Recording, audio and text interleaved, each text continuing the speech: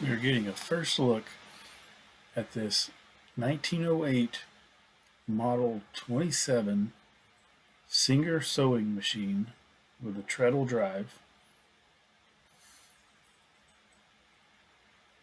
The cabinet and the base are all rusted, veneer split. It's in rough shape, but it's not as bad as it could be.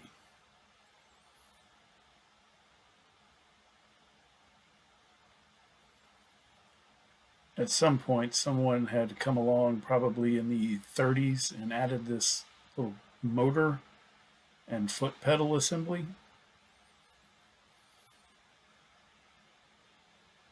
So we're going to cut that out to begin with. These cords are all brittle and crusty and burnt from just sitting in this Texas heat.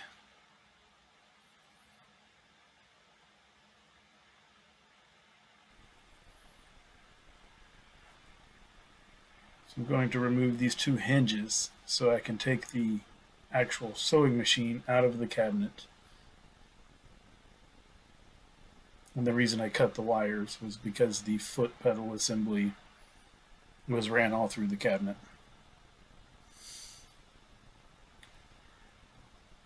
And I've chosen to outsource this base project.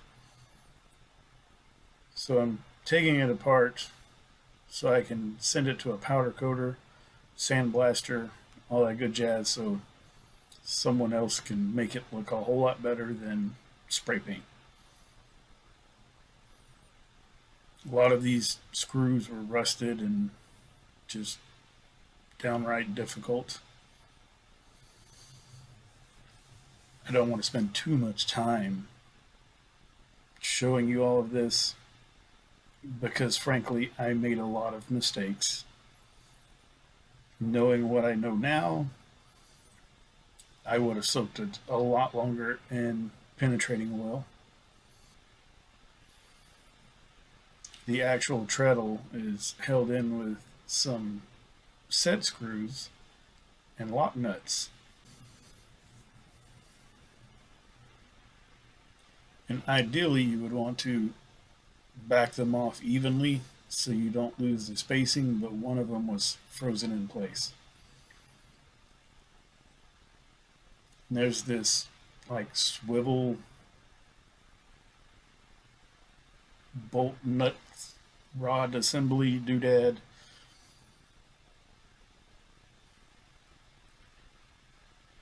In all honesty, I'm going to link a channel down below that's going to give better indications of how to work on these things. His videos were very helpful.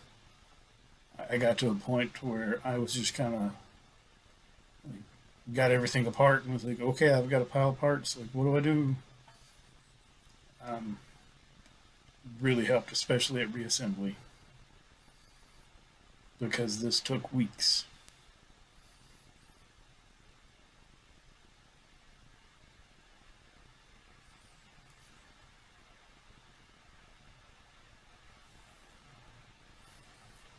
See, the belt wheel here has this little cammed bearing on it,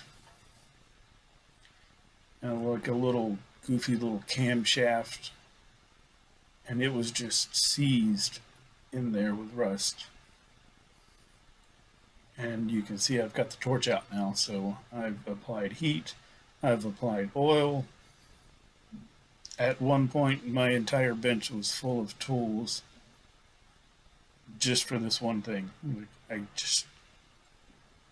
had to keep trying.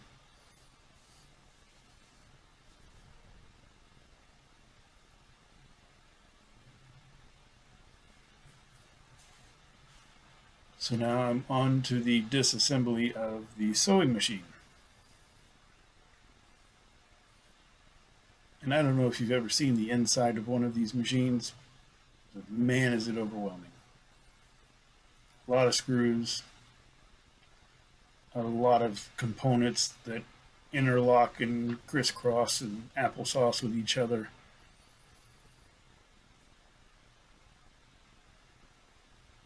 taking one of these apart is an art in itself. Again, I'm going to link the videos down below for the guy that I found. Bob Fowler is the man's name, and his YouTube channel goes back for years working on these machines. So if you find yourself in the precarious position of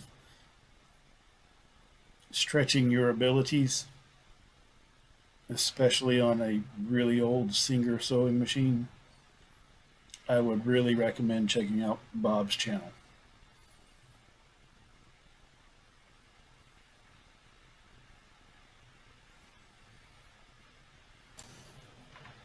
There are some small components to this bobbin winding assembly, and again, everything is rusted together, and at this point I'm not really 100% sure what's supposed to be apart and what's not supposed to come apart.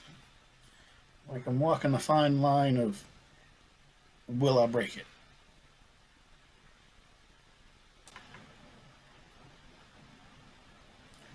With a whole tool cabinet full of wrenches and sockets and screwdrivers of various sizes, you too can take apart a Singer sewing machine and maybe get it back together too.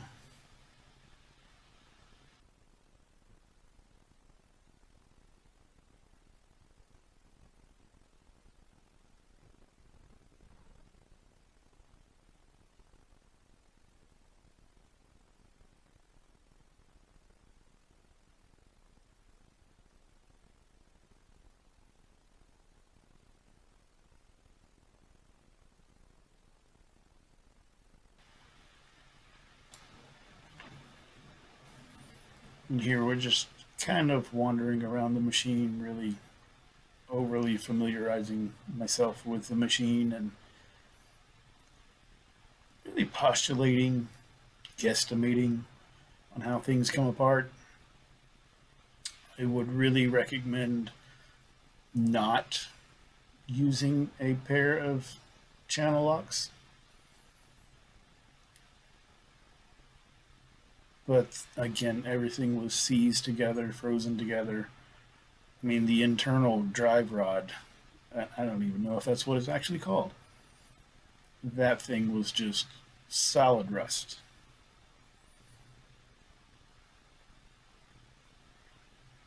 These bars at the front, I forget what they're called, the threading bar and then the tensioner bar or something of that degree. These things were so rusted and pitted that they were seized together, and I had to get really creative on how to work them back and forth to free up the rust well enough without overheating everything, mind you, because the torch is still on the table. I know you can't really see it right now because it's buried, but it's still there.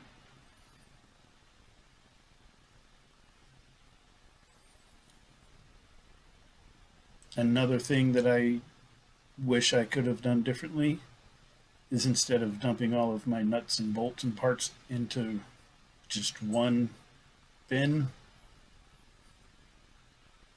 that I could have or should have taken them apart in sections and individualized them in separate containers. And I have two piles going here. I've got the pile that's going to the powder coater, and then I have a pile that I'm going to clean up and do some zinc coating on. Or not zinc, nickel coating.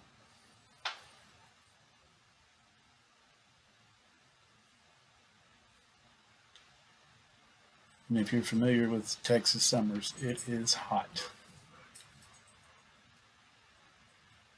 As this video progresses, you continue to see my glowing red head get redder You can see my Bob Ross calendar in the background just flapping with the fan.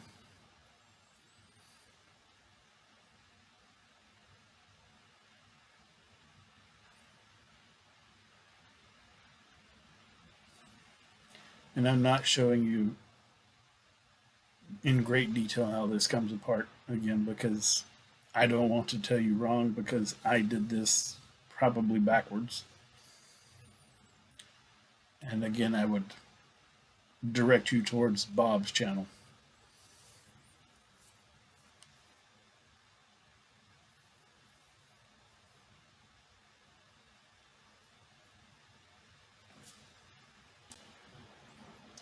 I had to be really careful here because I don't know the terminology still for any of the parts that I'm taking off, so I have to be really careful not to break any of them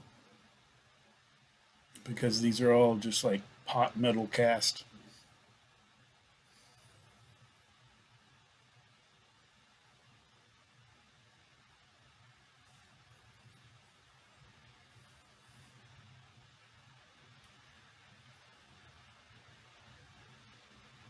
I know there's some people that just can't stand to work on something so tedious, but I love it.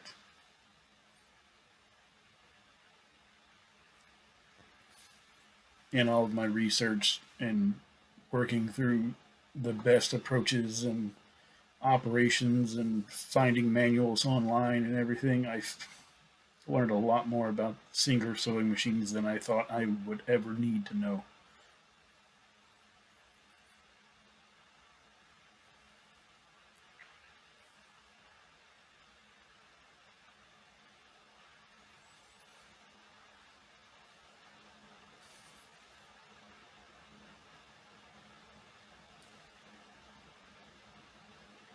On here is it's like a little lock ring that holds the whole wheel assembly on,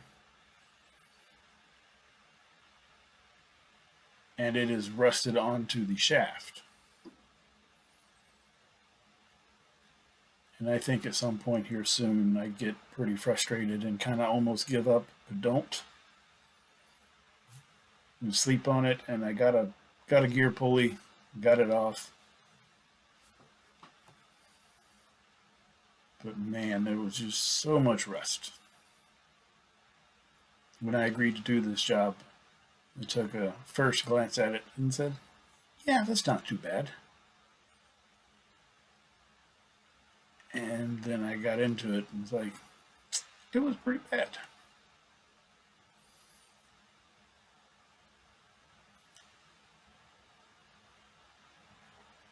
See, I like to use the trick there to get extra leverage with nuts and bolts, things that are stuck.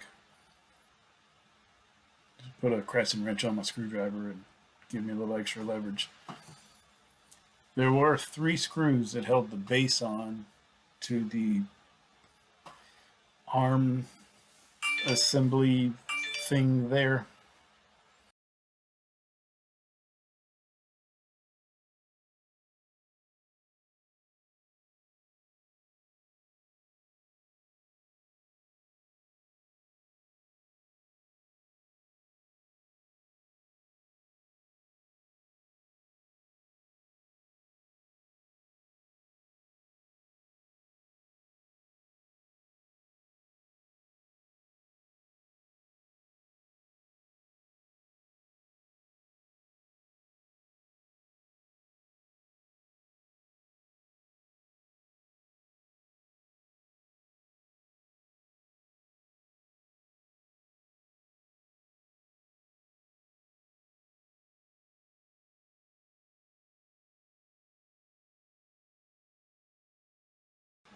I finally got another piece out of the puzzle and added it to the bin that should be better organized.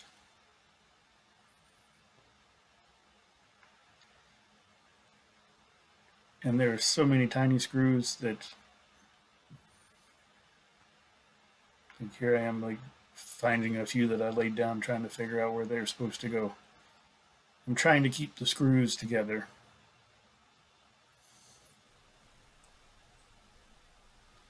Now, to do a proper nickel plating, from all that I've researched, you need to have as smooth of a surface as possible. Now, I soaked all of these in evaporust,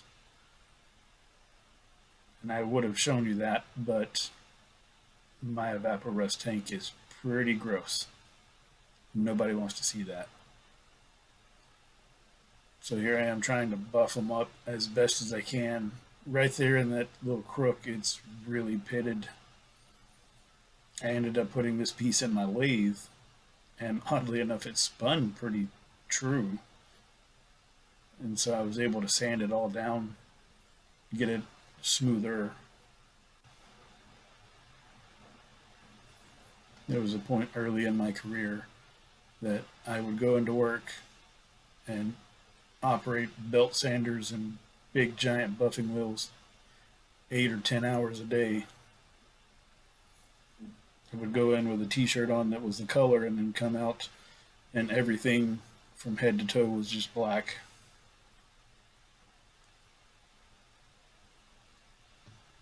So to say that this is less than my favorite job to do is an understatement.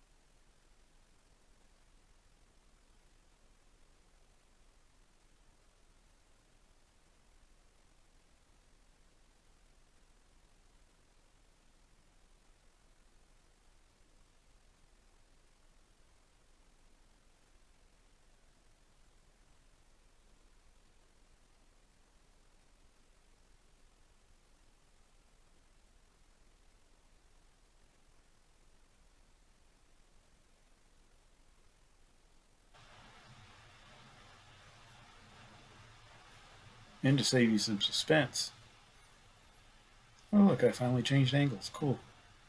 You get to see something more than my elbow. Save you some suspense. A lot of these longer parts didn't fit in the containers that I had for the nickel plating.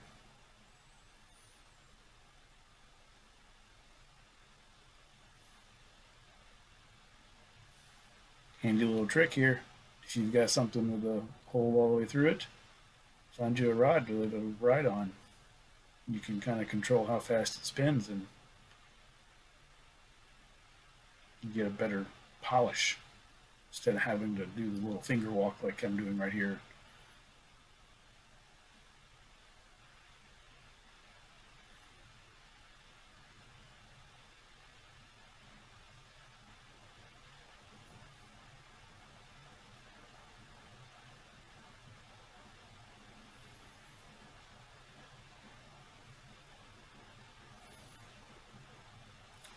And again, this is my first experience doing a lot of things.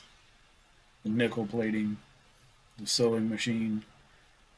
This sewing machine has been on my bucket list since I started doing any sort of restoration.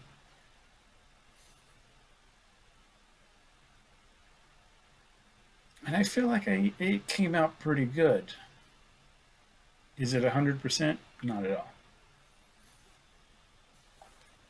Is it showroom quality that you could say put in a museum as a fine example? No. But this is a good heirloom piece, good restoration piece. The client said that she's going to have this on display in her home. She's not going to be using it. But I wanted to restore it to the point that it could be used if she wanted to by someone that knows how to use it, because I don't.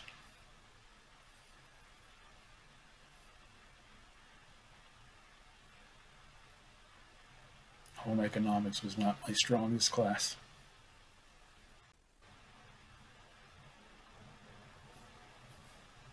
And here we are. You get to see some of the items dangling in the nickel plating solution, just bubbling away. And that's where we're going to end it at. Thanks for watching. Part 2 should be out soon on the base reassembly and the sewing machine reassembly. And then part 3 will be over the cabinet reassembly and finishing and repairing